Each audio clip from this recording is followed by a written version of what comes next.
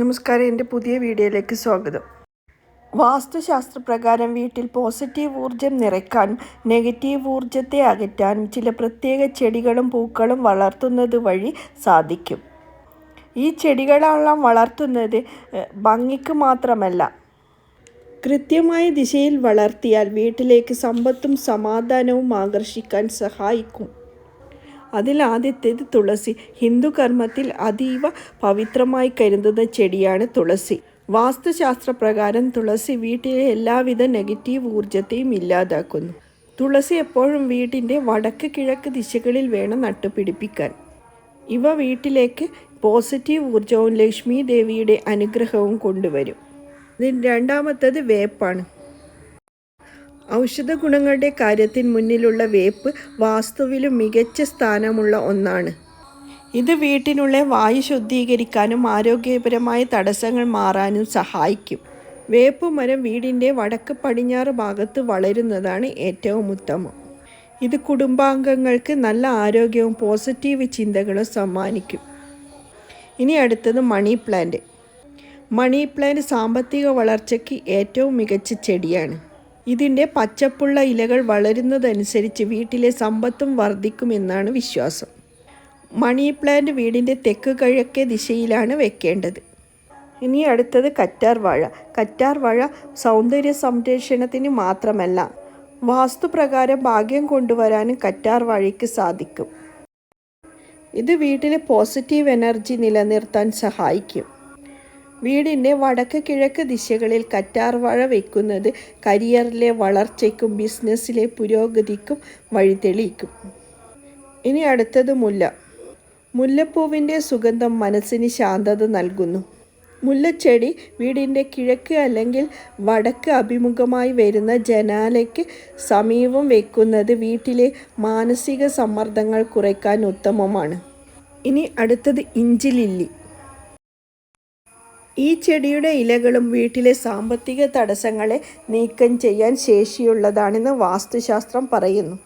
ഇത് വീടിൻ്റെ വടക്ക് കിഴക്ക് ദിശയിൽ വളരുന്നത് വഴി പുതിയ തൊഴിലവസരങ്ങളും സാമ്പത്തിക സ്രോതസ്സുകളും തുറക്കപ്പെടും.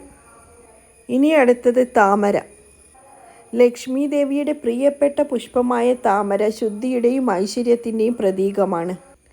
ഇത് വീട്ടിൽ വളർത്തുന്നത് കടുത്ത ദാരിദ്ര്യത്തിൽ നിന്ന് മോചനം നൽകും. വീടിൻ്റെയോ ലിവിംഗ് റൂമിൻ്റെയോ പൂജാമുറിയുടെയോ വടക്ക് കിഴക്ക് ദിശയിൽ പാത്രത്തിൽ വെള്ളമെടുത്ത് അതിൽ താമരപ്പൂക്കൾ വെക്കുന്നത് സാമ്പത്തിക ഐശ്വര്യം ഇരട്ടിയാകും. ഇനി അടുത്തത് ചെമ്പരത്തിയാണ്. ചുവന്ന ചെമ്പരത്തിപ്പൂക്കൾ സൂര്യദേവനെയും കാളീദേവിയെയും ആരാധിക്കാൻ ഉപയോഗിക്കുന്നു. ഇത് വീട്ടിലെ ആത്മവിശ്വാസവും ഊർജവും വർദ്ധിപ്പിക്കും. ചെമ്പരത്തി ചെടി വീടിൻ്റെ കിഴക്ക് ദിശയിൽ നടുന്നത് വഴി കുടുംബത്തിൽ പേരും പ്രശസ്തിയും വർദ്ധിക്കും. ഇനി അടുത്തത് വാഴ.